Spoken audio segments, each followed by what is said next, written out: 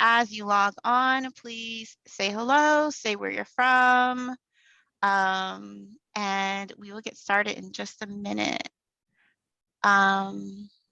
Tonight I have Tresa Simmons with us, and I wanted to, before we got started into the interview, just take a moment to share why I invited her on Toni Talks.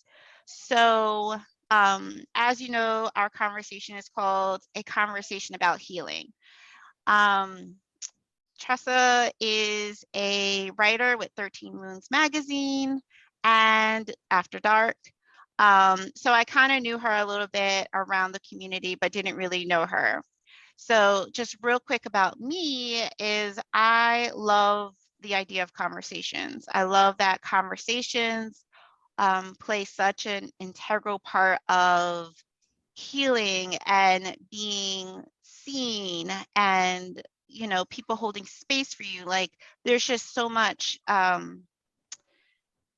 medicine in having healthy conversations with your loved ones, your partners, with just anyone. There's just such power in conversations, to where I used to run a group, and it will be starting again, called Goddess Conversations, because I just love the idea of conversation. My email, Conversations with Toni, my business, Prospectively Speaking, because the other thing I love is just being able to talk about different perspectives. So to my delight, when like I said, I had seen some things that Tresa has contributed to 13 Moons and After Dark. And more recently, I was able to work with her in a smaller setting, where we're doing kind of like a mastermind with the founder of Laughing Goddess Media, which is like the mama of the Calabash and 13 Moons. And the first thing out of Tresa's mouth was that she's a certified life coach, and just about the power of conversation, and that's her thing. So I was immediately in love because I connected with her on that level, with we both just understand how powerful conversations are. So I am delighted that you took the time out. I'm going to make you a little bigger now. I am delighted to have you on Toni Talks tonight. I'm gonna just share a little bit about you, your bio. So Tresa Simmons, also known as the High Priestess of Pleasure, is the owner of Transformative Conversations and Solutions. She is a certified spiritual coach, educator, and visionary whose passion is holding space as women give birth to the best versions of themselves through pleasure and creative ways. Tresa has a passion for those who want to live and thrive beyond sexual molestation and abuse. She believes women who live authentically and who fiercely protect their wildness are crowning themselves with the highest honor we can give ourselves. As a coach, she educates and advocates for women using healing dialogues in person and in her writings.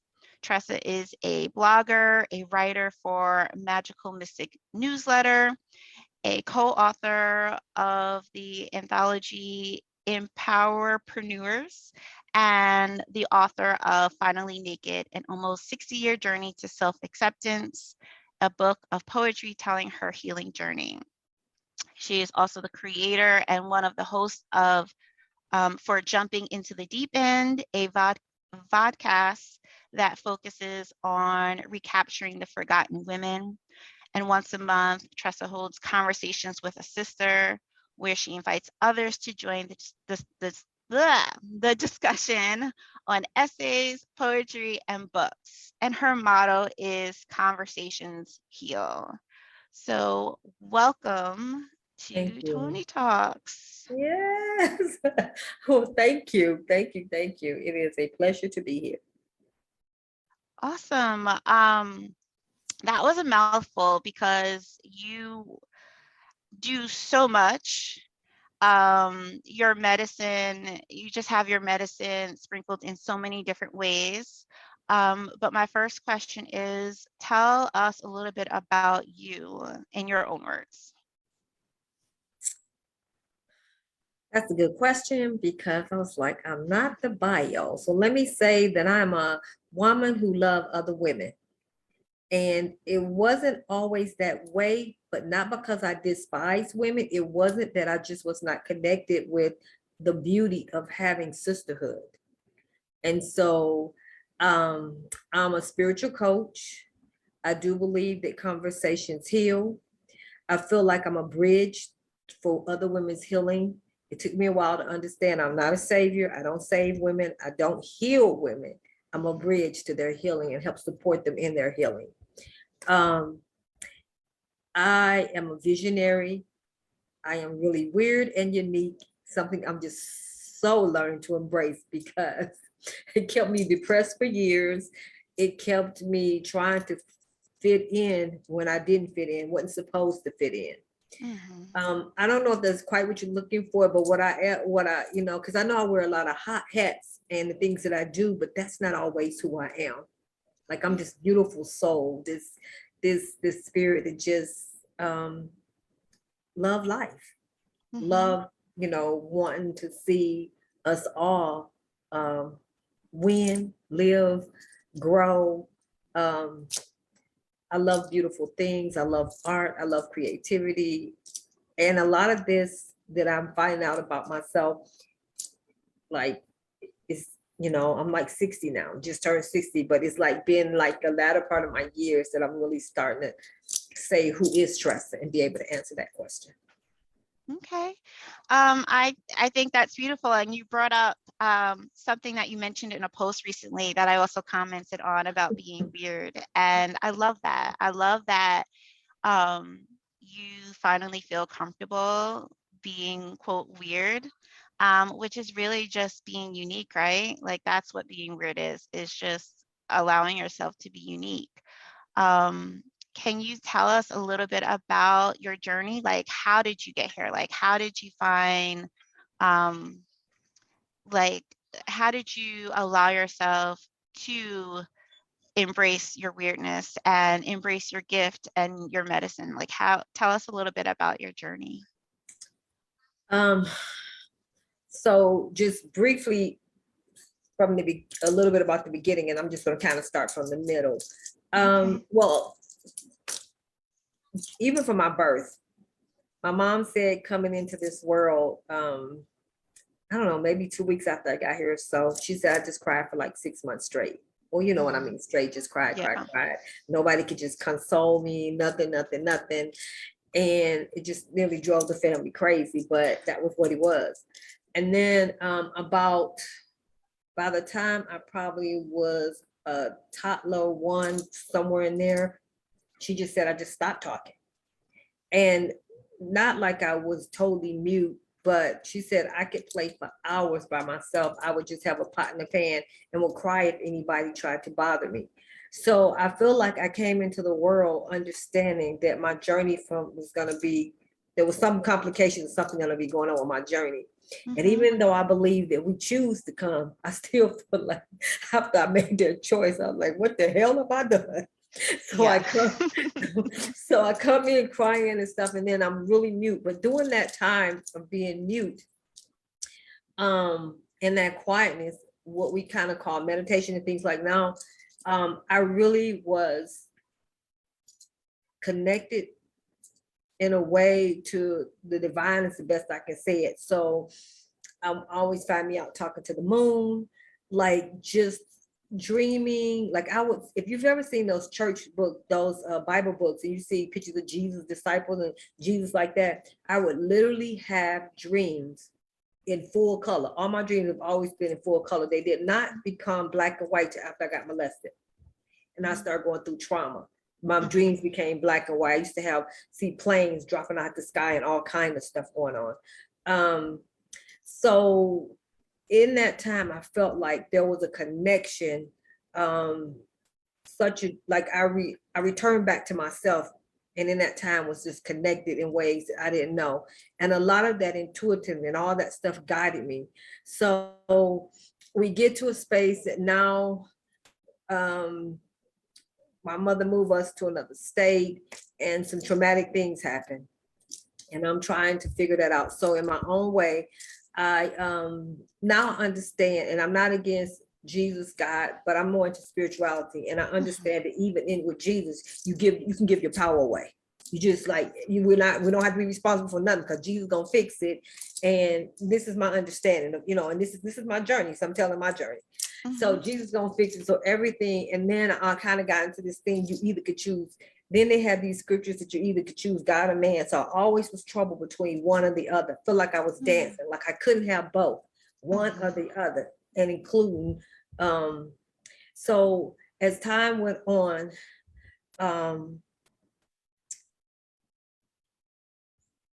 I'm being guided in the best way I can say it. I'm being guided in a way away from religion into spirituality, but each level of spirituality or understanding of it is just leveling me up. So in that meantime, I had gotten married. I was in a very abusive marriage. Just a lot of, it was just a lot of trauma all the way around. And finally, one day, the thing that even got me out of my divorce was this. It wasn't him. It wasn't even all the stuff that was being said to me or whatever. The thing was, one day, I don't know, I just let loose. And then I felt so guilty about my letting loose, even though the person deserved it. But my Jesus or my understanding, like you should forgive. So I had so much guilt around that. And that was the thing that made me say, I'm done. And I mean, that day cut it off and just didn't look back. So time go on, I go to school. I'm not unhappy per se, but I'm not really totally fulfilled either. And so I finished school, I do a lot of different things. And then one summer I was talking to a friend and I was like, you know what?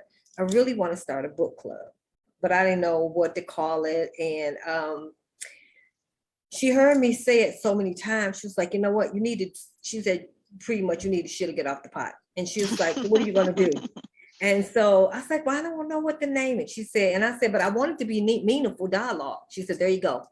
So I started a book club called Meaningful Dialogue. And it was in this cafe. And I even had a man that came and a couple women. And that happened for a little while. And I also started a community where I did a couple events. The first one got snowed out. Then I came back. So what I'm learning is I don't know to totally say that it kind of just pandered out a little bit. It could have, but sometimes when things were going good or whatever, I found ways to sabotage it or fix it or say, okay. So anywho, after that, I eventually started on Zoom. It was called Conversations with the Sister, Healing One Conversation at a Time. And I went on and found women that I did not know, but a lot of them was on Facebook, saw what they were doing, asked them to be a part of what I was doing, and they would come in. I would just do all kinds of shows. I even had men, invited them on. And so maybe after 8 or 9 months, things were going really well. Matter of fact, really well. I had and I think I talked about this on my post. I had a lady from Georgia. She was on the radio, asked me would I come on the radio. I was petrified. I was like petrified. I didn't, you look back and you think you're not, I thought I wasn't enough or this or that, all these kind of things going on. So I let an opportunity pass me by. And then I stopped. And then I went back and realized the timing for that had kind of passed. So let's do something different. And so I already during that time in the last 3 years, almost 4 years, I do have a group. It's a sacred circle called Voices. And it stands for Voicing Our Integrity, Choices, and Expectations Successfully. Now, when I started the group, I thought about ways we're learning how to speak up for ourselves and all those kind of things. Still very important. Very important. But I realize now the conversation we most need to have is with ourselves. Yes. So it's the inward conversation that everything begins first with us and these conversations that we're having candidly with ourselves. Then we're able to, it's a lot easier if you master those conversations with yourself than trying to just master them out there. I'm not saying Right. it doesn't happen, because in these 3 years, women have been growing and everything, but it like hit me one day, you are doing the work. Mhm. But the women that's having the most success, and they all are in a way, is just because really they're mastering those conversations within themselves. So then I started not the podcast, the podcast came later. But I'm trying to remember it.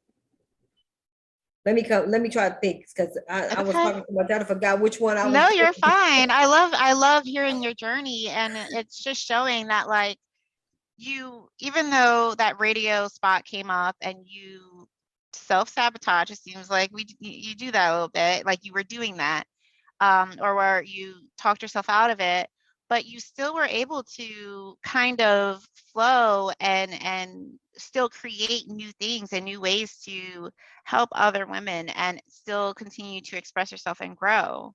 Um, Yes, yes, because and so all of it is not quite linear, because during that time too, what I noticed was I'm still trying to figure out what my path is, or maybe knew it but wasn't accepting it.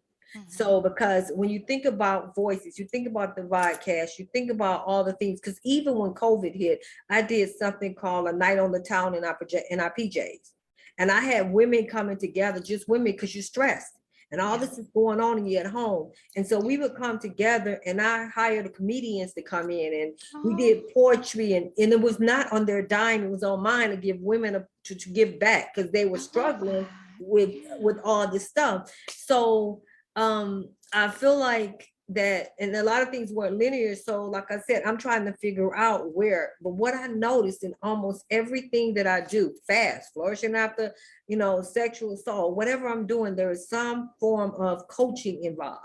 Mhm. Mhm. And maybe I didn't realize this, but when I think back when I was in my early 20s, I went to first time going to therapy. I had this Italian lady. She was her name was Sharon Patilla. And I would never, ever, ever, ever forget her. And she saw so much in me. So she was having women who the state made come to her. I wasn't made to come. And she would have me do group work with them. And and I'm looking like what, and she's like, no. And so she would be there and doing everything, but she would have me do group work with them, because she saw that, I had the potential and everything. So it's always been in me. And Mhm. so, but sometimes I would find myself, I didn't understand it then, but I understand it better now, looking at somebody else's medicine. And or I would start with something and tear it down, and start with something and tear it down, never giving it a chance Mhm. because of my own whatever going on. Mhm. So yeah, so then I ended up getting a certification as a certified spiritual coach, and and I do voices. And recently I started the vodcast because um recapturing the forgotten woman is us really like tapping back into ourselves.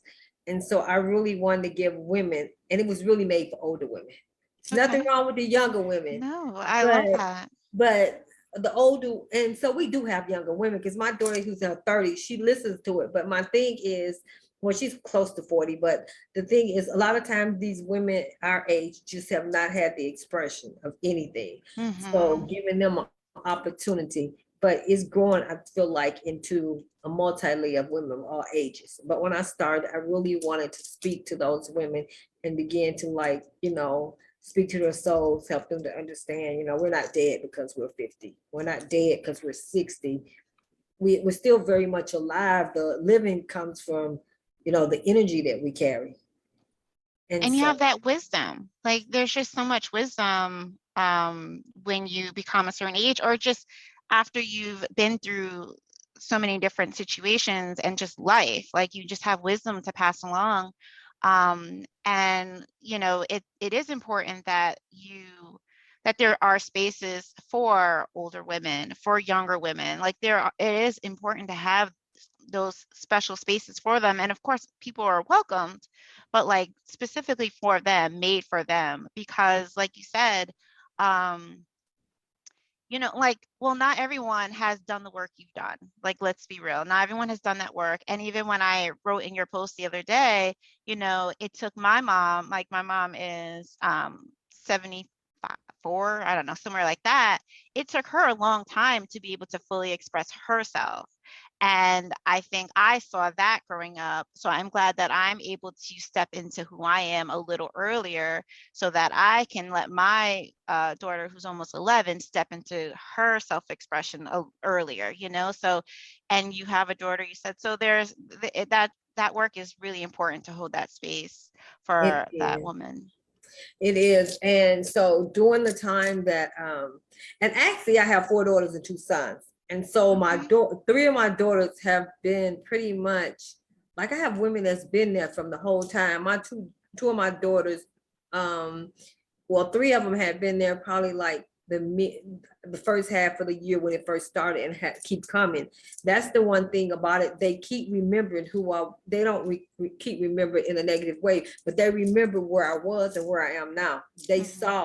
They've seen the major transformation. Not that I'm perfect. There's things they still call me out on, but and even my book, Finally Naked, an almost 60-year journey, self-acceptance. I think I was 55, Okay. 56 when I wrote the book. And what happened with that book is one year, one of my good friends invited me into her group where there's just lots and lots of people writing poetry. And there was this young man. He was probably in his mid-20s to late 20s. He had a liking for me. And but we kept it cool. But the thing was, he and I used to just feed off each other writing poetry. And so we have these long, like it would just go, like stuff would just flow. And then as I began to write in different writings, one day I woke up and saw that my poetry was beginning to detail my journey and my healing of my journey. There was pieces of it that's just like very powerful. There's part one that talks about sexual abuse. There's one that talks about the ancestors. There's one that talks about depression, because I've gone through it. But one of the things I've learned about depression is you let it sit with you and you ask it what's those questions that you need to ask, and it'll bring you the answers. And so I kind of talk about that in one of my poems. So this is kind of how I've gotten here. And so, over time, I just keep adding, not always sure, but one thing that I am sure about is when it fits, most of it has this element of not only healing, but this conversational piece in some way. When I'm doing the coaching, whether I'm doing fast the program, whether I'm doing soul, which is another retreat coming up, which stands for Centrally Empowered Weekend, because we're creating centrally empowered women. I want to make a movement out of that now. I love and so I feel like when I know it fits, it's because all of it for me, like different one have their different medicines, but mine has always been through the tongue, through the conversations. And I feel like that when I was mute for all that time, there was a lot of downloads of different things that happened for me that even now, I was like, it was so much easier then, not just as a child, but growing up and different things happening, or it felt like it was a lot easier because once you kind of become aware of what's happening, sometimes you try to control it. Yes. And before you just kind of like letting it roll in. Yeah. So, Yeah. So that's kind of how I got here. And then I was asked to write for 13 Moons. And of course, I write for Magical Mystic. It's another occult group, mystical, magical, spiritual group that I am a part of, actually graduated from and as an apprentice and working my next couple years in there just to develop myself even more. So yeah. All right, that was beautiful. Like, I mean, I mean, it's a long journey, but there's so much there. Like, look, I mean, when you were talking about the groups and your daughters being involved, like the ripple effects that you've had on, you know, that you've created because, you know, your daughters and all the people that have joined you in the many different groups you've had, from the book club to voices to conversations with a sister, like, And that's second Sunday of every month. We started mhm, doing that. I kept the name because it really fit without the whole title. And we've done Audre Lorde's her essay, we've done Pussy Prayers, we've done mhm, um what was the last book? This gentleman, something about patriarchy. We are just dissecting, we'll read it and come together and hope other women want to join. And we just talk about the books. Um, okay. so it wasn't what the traditional maybe book club, but I still got my book club. No. And that, I mean, and that's what matters. Like, you had an intention, and it almost was bigger than you thought it would be in a way. Because I remember when we were talking, you also invite guests into is that the group that you invite guests to speak in as well? Yeah, so that right. So if anybody wants, like, so we're doing the book is called The Womb. Oh man, I can look it up in my phone. We're doing a book this upcoming month, and we read the book. And anybody that reads the book can just come in and have conversations. And the thing, we're on YouTube and StreamYard, so everybody can ask all kind of questions. They can participate, and so that helps. Um, and then Voices has bi-monthly we meet the circle, and we have people, women and men that have already been preset for the whole year to come in and Okay. bring their medicine. And Mhm. so that's good. And I'm trying to think if there's anything else. So yeah, that's one of the things that women can come in and talk about. Okay. Well, definitely, if you're open to inviting the Calabash community and different women that might want to join, we'll make sure we have all those links in case anyone's interested in joining. Oh, thank you. Of course. Um, there was something I was going to ask you. I know you talked about the retreat coming up.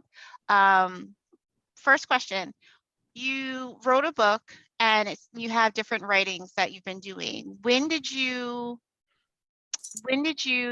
realize you were a writer?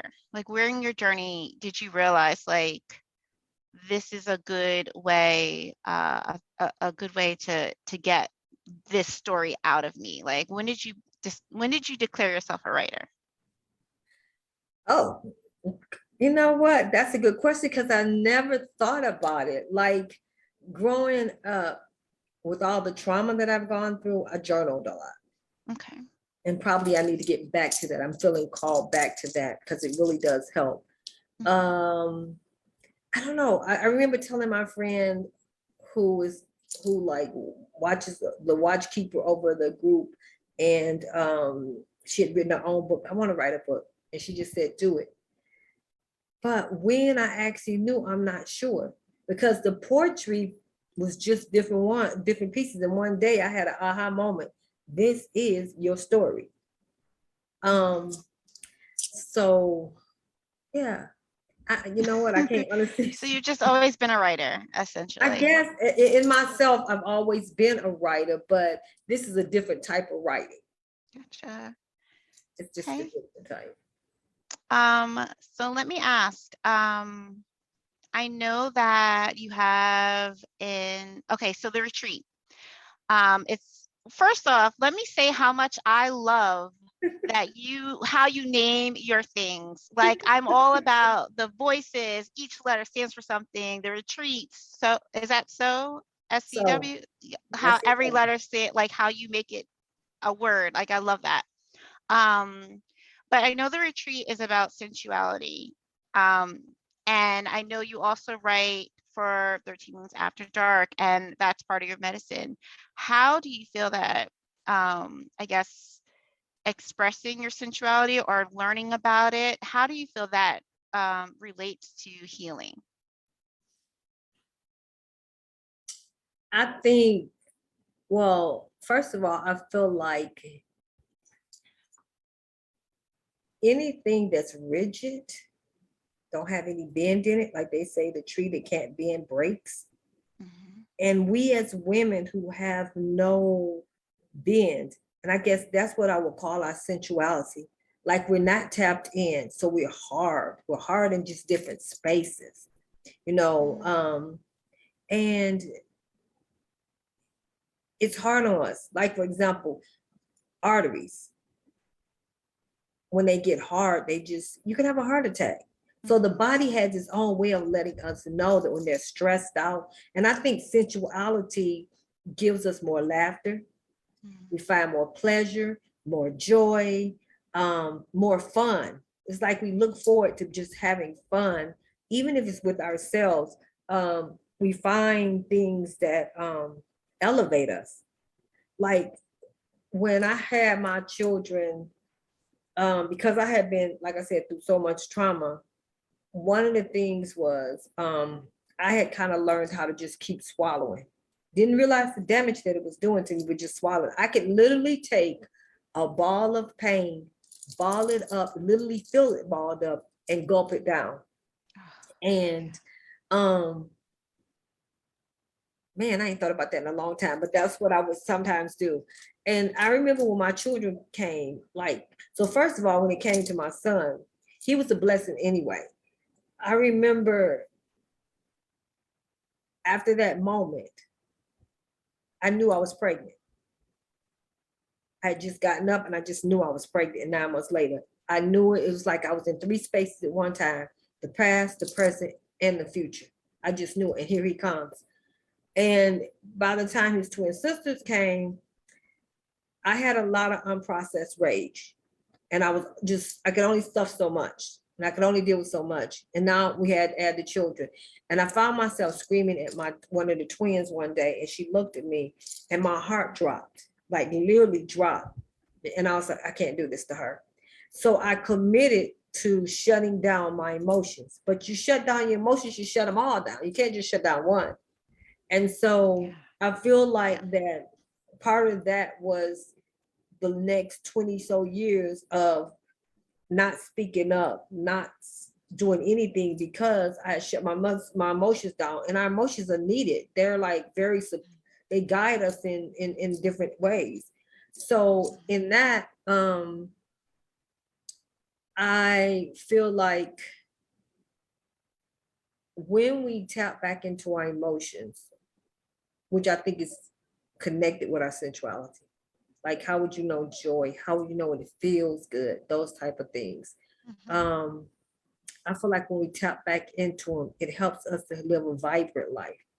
Like not just live, not just be alive, but live a vibrant life where we like are happy to be alive every day.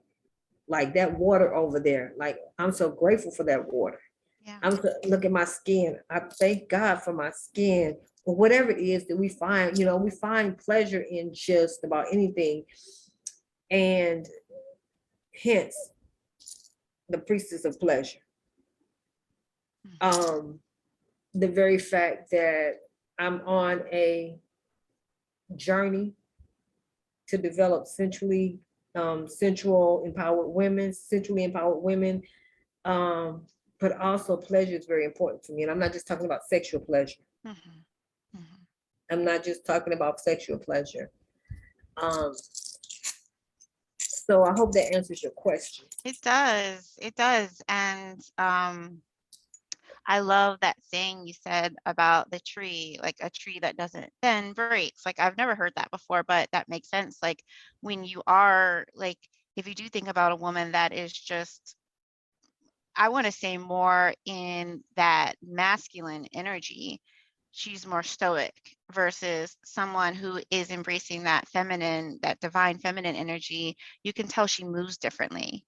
She does. Um, and just being able to find pleasure, like you were saying, in the water in your skin, like you're able to see joy, like it's almost you see through those rose colored glasses, which don't have to be a bad thing, you know, like seeing Right. things like with the glass half full, things like that. You see things in a different perspective, more uplifting, brighter. So I love that. And I Um, wanted to add that, like, I would like probably to say a balance, because I think sometimes when women think about the feminine, we think we don't need the masculine. There needs to be a balance. In a man, he needs the feminine, and in the women, we need the masculine. It's just that many times we don't touch. So, you know, the feminine is a part of us that creates, and the masculine is a part of us that holds us, and we know we solid because we have our masculine has our own back, not just the man outside of us. And I think that for me, and when you're going through trauma, both can get like misconstrued and stuff like that. But yeah, I think that it's definitely the masculine. We need it though. He's not a bad thing if we can have balance. Otherwise, it looks like it looks, as you said, we're just kind of moving in that no yeah. creativity, nothing, just and we're doing it to kind of try to save and protect ourselves in a way, Hmm. And those we love. and those we Yeah. love. Um, yeah, and so then we're denying our own feminine. Yeah, I agree. Um, I wanted to ask, because you know you've been talking about the trauma you've experienced, and I know that one of the programs you have coming up is FAST. Um, and you mentioned earlier you kind of knew you kind of had a purpose to do, but you were not really getting there. And I feel that, correct me if I'm wrong, that one of your purpose is to help women move through sexual trauma and thrive. What made you finally step into that? And yeah, like what made you finally say, I'm going to work with these women, and tell us a little bit about your process of working with them. So I think um, what I've learned is I'm going to work with women and help them thrive. It just so happened that because there's a lot that I do to just help women thrive, but I also understood that there was a space, much needed space, to, for women who've been traumatized through sexual abuse, through Mhm. sexual trauma. And I'm not just speaking of rape and just speaking of um, sexual molestation. We could have had, we could have been too young and kept hearing all the stuff that we shouldn't hear. We could have been seeing stuff that we should not have been seeing. There's just, you know, we could have been told wearing red lipstick and a dress is gonna send you to hell, all the religious stuff. We could have been all the kind of stuff that holds us back from being a full expression of a woman. That and so I call that sexual trauma. And maybe I should, you know, talking to you maybe me makes me want to just kind of write about it a little more to clear it. It's just not always about just the touching stuff. And so Mhm. with that process, all women are involved, but the women that are invited. The women though that I will accept are those who are willing to really who want to change their life from just talking about all the things that had happened and being who's want to get unstuck. Like when I think about my sexual trauma, it's like talking about the news. But also there was a time that even though that happened, there was still a space where I was just so like unhappy. It, you know, and part of it was because I'm learning. I was depressed because I wouldn't accept my uniqueness. So it's Mhm. just like tapping into the areas and the parts of us, the creative parts of ourselves, who we were meant to be, and trusting ourselves to you know, to grow into that and to do those things.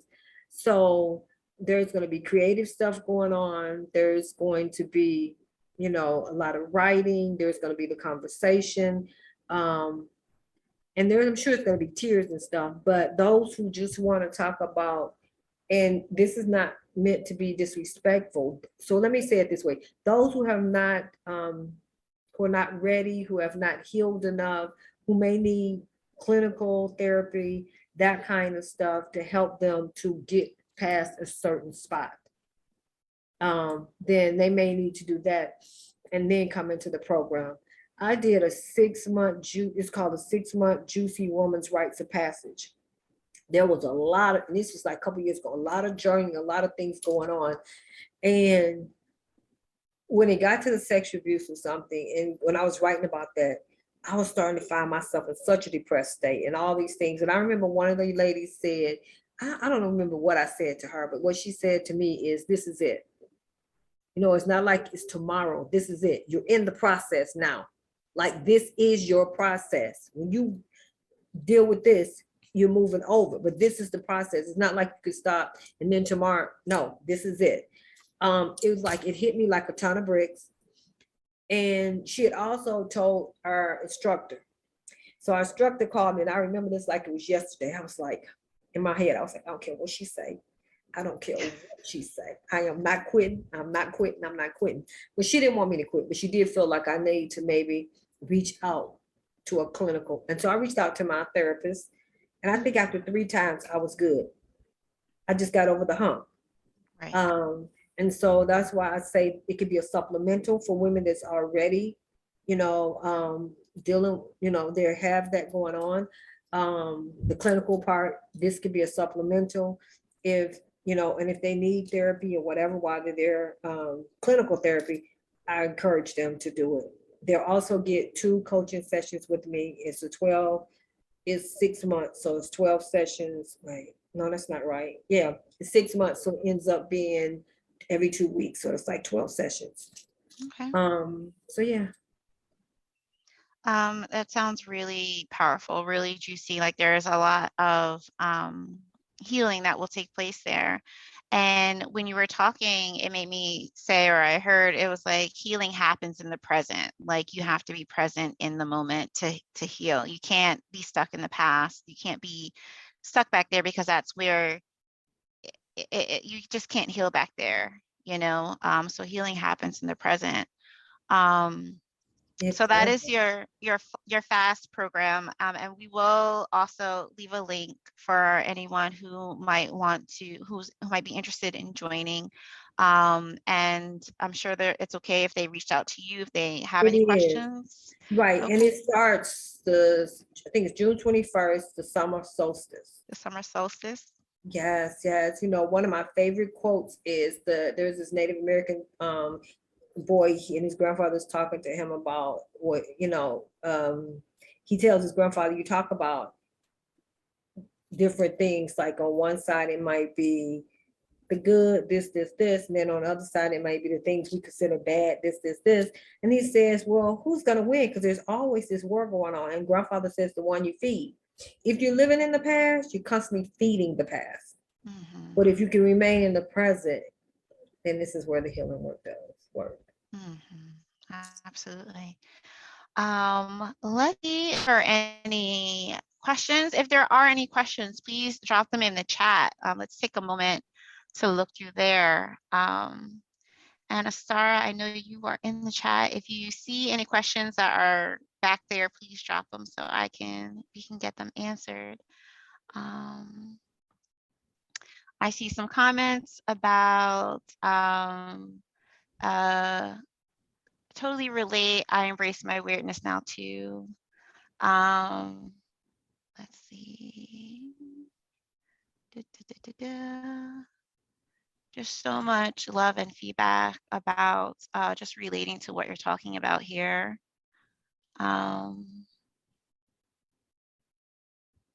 Let's see.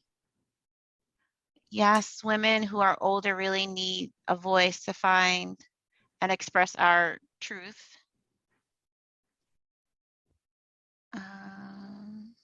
Yeah, and then Asara wrote, so important society tells us we're not relevant anymore after a certain age, but this is when we are so rich with power and wisdom. So that goes to what we were talking about before. Um, Depression is a guide. Yes. We have someone that's interested in the retreat, so we'll make sure we get that link Oh, good. there. And I want to interject while you're doing it really quick. Yeah.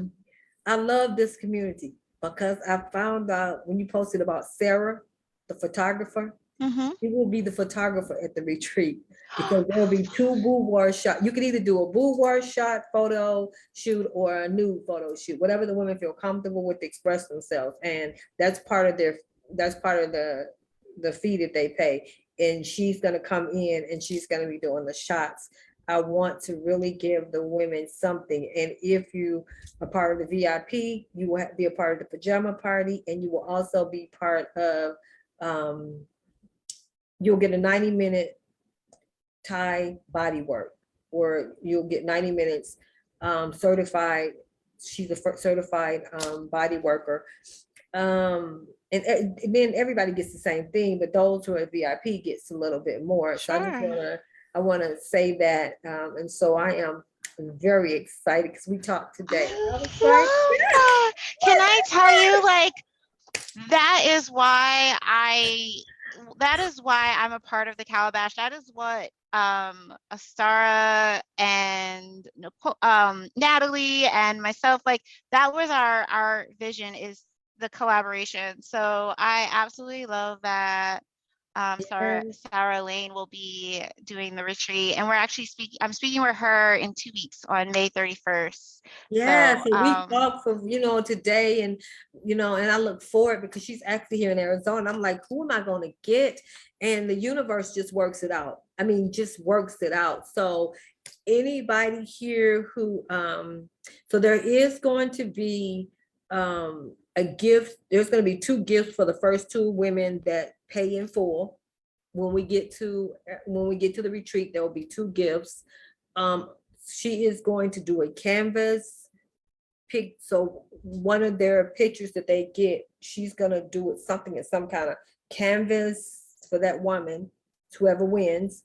And then there'll also be another woman who does something called her website is Soul. She does these beautiful wooden boxes and also the journals. And so the two women who pay in full initially, the first two will get either one of those gifts. And I'm offering $100 off to the women here. If they just say, oh, I am from, the I'm offering, Calabash. yeah, I love so yeah. that. So And when is the retreat? it is October the 20th through October the 23rd. It is a Thursday through a Sunday. And where is it? It is in Phoenix. Well, the home that I'm looking at right now is in Scottsdale, but we'll say in Phoenix, Arizona, because we're still finalizing the home. But so we have room for 8 VIP, and then the other women will be at the hotel and they will come in. Oh, And I love we're having that. we're having gift bags, and everybody will get a copy of my book. And so yeah, we're getting it together. So yeah, I I love appreciate that. that. Let's see if there's any other questions. I don't see any questions, but it looks like there is some excitement about the retreat and the collaboration. Like, that just makes my heart like flutter. It makes mine flutter too. I'm so excited. When I initially decided to do this, when I initially decided to do the retreat, it was with another sister, and she changed her mind. And I had an opportunity to say yes or no. And what I noticed was, because I'm always holding space for other women and inviting them in, it's a good thing, don't get me wrong. But it's very seldom. Like I did a class called healing, oh, what was it called? Something about healing generational suffering. I Mm-hmm. did that class by myself. I'm doing fast by myself, but a lot of time I collaborate. And I've had a mentor who's been telling me there's times that you need to find yourself being doing things alone, Solo. solo, not just because you're not inviting the women, but solo. And Yeah. so I took it upon myself to say yes to this journey. Um, and and trust that the universe is just going to make everything um, the way it's supposed to be. We started talking about it maybe 2 months, 3 months ago, and then she just kind of was honest and like, I don't want to do it. Okay. So I mean, and it's better that she did it now then versus right much later, before. yeah. So I'm not mad. It's not like that. It's just to say that I felt, and maybe when I think about it, like I got this vision. Like this uniqueness, this stuff right here be like having me all over the place with all these ideas and all these things, and just having the confidence to pull it off. I'm that one who's just kind of kept unraveling everything I've ever done, unraveling it, Yeah. or that kind of stuff. And so now I'm just kind of I'm so different, and yet at the same time, I'm still working with my shadow side, you We all know. are. And Yeah. that's probably why it makes me a great candidate to work with the women, especially older women, because I understand. But again, the women I pray the spirit always will let me work with are the ones who are ready. I'm not here to drag and pull and that kind of thing. Like everybody in their own time. I think sometimes we get that mixed up. We think it's a bad thing to say it. It's not. You know, um, I got left behind a couple times Mm-hmm. even though there were women reaching back for me, they had to leave me behind because I just wasn't ready. Yeah. And so when I say that, I say it in that spirit, not in a mean spirit, but in that spirit. If I got to pull and drag you, you're not my, you're not part of what I'm doing. Maybe you will one day, maybe not. Maybe I'm not the teacher for you. Maybe somebody else. And I just Mm-hmm. have to trust that the same um, energy that created me is also doing the same kind of work in you. Yes. I know we gotta go, but Oh no, there's no rush. okay, I because I mean, want to there's tell no this. rush. Okay, because I want to tell this Go. quick story if it's okay. Absolutely. Learning to trust my intuition has been one of my greatest gifts, and I feel like it happened long before I was born. Like I said, when I came out here crying, I feel like, damn, I knew. Like, wait a minute. It's like, what the hell have you done? So anyway, and then I had that period of silence. Now, in that period of silence, I can say certain things happen because, and I'm going to go back to this story, but I'm going to kind of veer off really quick. When I was most like really, even in the way that I understood it, even with religion involved, because I sincerely had a pure heart for the way things went, I was constantly, even when I didn't understand what I was asking for to be really connected to myself. And so I worked at the city of Detroit. I worked in this one space and it was nothing but men. But I have to thank God for my naivety because I was just kind of naive. I just really didn't think about look around and see all the stuff. But I had actually a supervisor. He told one of my girlfriends one day, basically sexual energy just oozes off her, and every time she walks past me, I just want to throw her on the ground and fuck her. Wow. Now, Wow. I think I've always had a lot of sensual and sexual energy, and then I started finding ways to sabotage it and push it down. And Mm-hmm. it's not the sexual energy per se, but the creativity. Sexual energy is number creative energy. If we know how to Yes. master it, we can use it for anything. I didn't know. And I also had still was dealing with a lot of stuff. So now was another way for me to try to just kind of, hide myself in other ways. But you can't get away with it. You can't. So about 5 years ago, maybe 6, I don't think it was more than that. One of my friends, because this time I'm really evolving from just a certain kind of church, and I'm at Transforming Unity, is transforming community. It's not a non-denominational, a lot of, they do a lot of working with the women in a lot of ways. Some of the women are actually even connected to Miss Iyana, and they do things with her. So one of the sisters was having a workshop, and each year it's a different thing, each year. And she kept asking me, I'm like, I don't have no money. I'm just all kind of stuff. I was just giving her all kind of reasons. And finally she said, I'm gonna ask you one last time because Spirit said to ask you. So I go. It was a beautiful opening for me. Such a beautiful opening. And then, and I'm saying this to the women, trust your intuition, trust it. So then I'm saying, okay, so the next year I'm thinking, do I want to go? And not knowing to me that this year the theme was Shakti, the divine goddess. I had no idea what it was.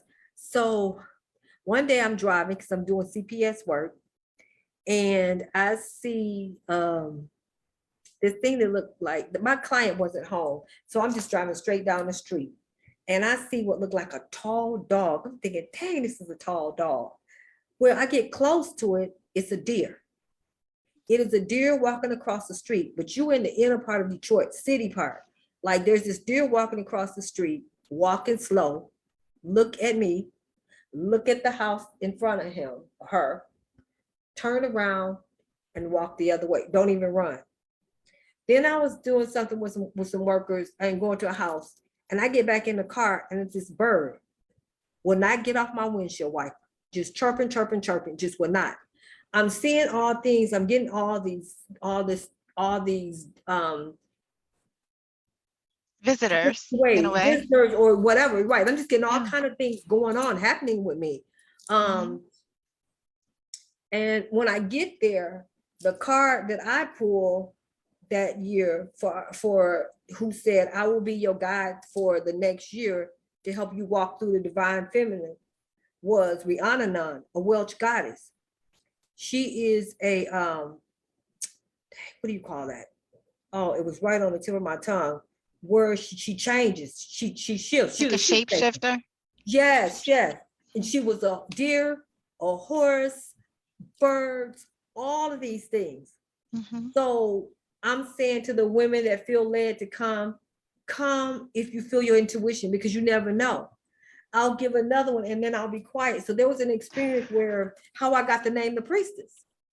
I felt one day I had been feeling for about 2 weeks to walk. I'm always getting downloads, always getting like, I don't know how to explain. I just know how it works. So I had just been feeling it. So finally I said this Saturday, I'm just gonna walk the labyrinth, because I've been feeling to go walk the labyrinth, and I had just been getting this tug. What I did not know was it was National Labyrinth Day.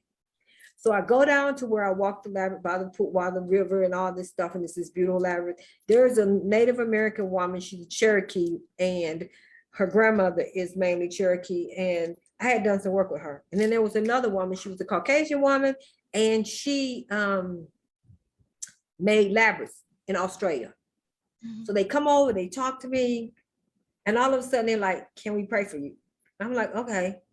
And so the lady from Australia, she was like, I'm also waiting on some men. But what she didn't tell me, they were 2 Native American men, Hopi men of the Hopi tribe. So they asked me, can we pray for you? So I'm like, okay. So they're praying for me. I'm smelling smoke. So I know the portal was open from the other side. And then they're asking Spirit to give me my name. So, people change their name all the time. I'm trying to figure out what they're talking about. As soon as they finish praying for me, she gets a phone call. She brings the Native American, she tells them how to get here, and here they come. So I start walking the labyrinth, then they go walk the labyrinth, and then they ask, can they pray for me? So then the Native American men, so there's 4 of them, north, south, east, west. They all stand in the corner, and then the Native American men come, and they pray for me in English, and they pray for me in their native tongue. Then they go back out, and they teach us, almost like a sigil, how to dance the prayer in and stuff it into the ground. So I go home, And I'm like, okay, I'm in the bathtub, like asking questions, like, like, what does this mean? The next morning, a mentor of mine was like speaking, but while she's speaking, I'm still asking this question, what does this mean? And I hear, well, no, first of all, the night before I heard the word high priestess. I'm like, okay, well, now what does that mean? So I'm hearing her talk. And the next day, and she's not bringing up high priestess, she's talking about something else, but like my mind is like listening to her, but asking the question. And I heard you asked for your name. It still took me 2 weeks later to understand name means nature. You have the nature of a high priestess. And so I understood then that's my nature. And I've had it confirmed in different ways. I've had somebody come and say, I had this vision about you. I've had my mentor talk to me about certain things, and certain ones come in and say, you've been a priest with me for lifetimes.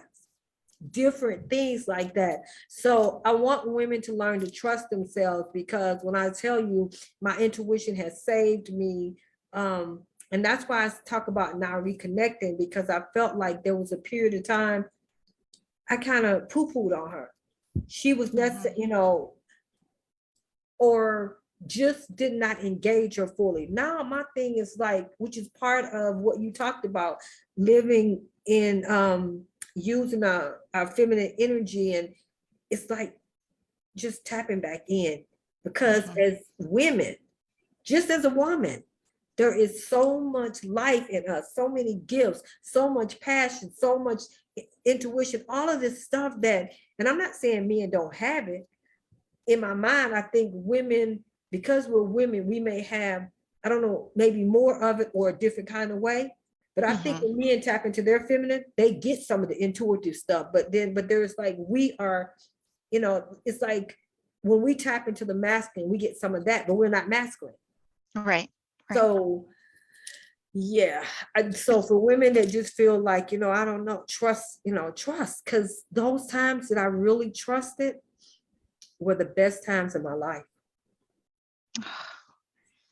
That's really important. That it's like that deconditioning that we need to do in order to become our truest selves. I think that's really important. And that's how we get back to our intuition and trust that intuition, because our intuition is going to guide us to like the easiest path to get to where we want to go. And it's going to, like, when we're in alignment, that's when we're able to feel those beauties of life. So yeah, it's I gonna love guide us that. to, it's gonna align us where we need to be. But I don't know, sometimes, Toni, if I would say it's the easiest path, sometimes it seems like it is the hardest.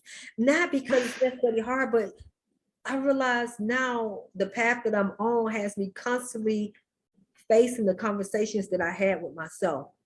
Like I used to tell myself, you stupid. And when I would say those things, I would hit so I'm a mental health assessment counselor. If I would have had me today coming to myself, I definitely would have said there's some stuff. Like I never cut, but I used to dig in my skin, and I used to tell myself I'm stupid. And I used to just have horrible conversations with myself. And so now as I'm moving into the greater version of me, all of that stuff is coming back up. And it's like I'm having a face off with her. Like, Yeah. wait a minute. Sometimes fear. I was at my altar today and I'm like, okay, talking to my ancestors, like there's a lot of fear in our bloodline. It's time to heal the fear. Yeah. Each bloodline has certain things more than others. I'm not saying that we all don't have it, but there are certain things different ones have more than others. So yeah, it was like, for me, I feel like I'm facing everything that I told negative about myself is coming back up, and like I have to look at it for what it is and just like, okay, well, that wasn't true, but it's not always hard. It's like I'm seeing, like starting to realize that that's just what's happening. Not that sometimes it feels like it's paralyzing. And then I have to work through it and work through the conversations that I tell myself, because I feel like all the conversations that ever was spoken to me, the ones that I said were the worst, or the ones I came into agreement with. Like you Yes. may have said something, I came into agreement with it and made it my reality so now I'm like going through it because, and I mean, I think that that's the way life is in a way. Mhm. If you got a pot of grease and you cleaning it and you put more water in it, all from the bottom comes up until it skims off to get clear water. So I feel like in my life, there are spaces and areas and pockets where I'm still skimming the grease Getting up. the getting the gunk Yeah, out. Yeah. yeah, getting the I gunk mean, out. I think it's a forever process. And when we're on this spiritual journey, I think we're here for it. Even when it's hard, like we're here for it. I couldn't imagine not being on this journey. Like if someone said, listen, you can go back and go back to sleep, I'd be like, no, there's way too much here that, there's beauty even in the pain, because there's lessons and those lessons are so important.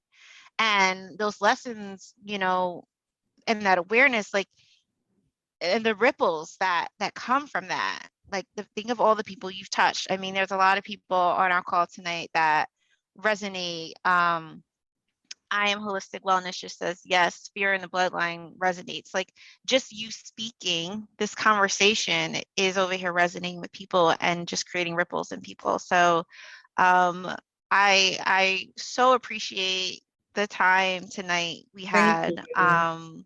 Like there I see, for me personally, like I want to be like you when I grow up in a way. Like Oh, there's thank just so much you. that you said tonight and the things you do and just your beliefs of conversation that heals, like that's really important to me and I truly believe that. So I so appreciate your energy and time and Thank wisdom. you. Um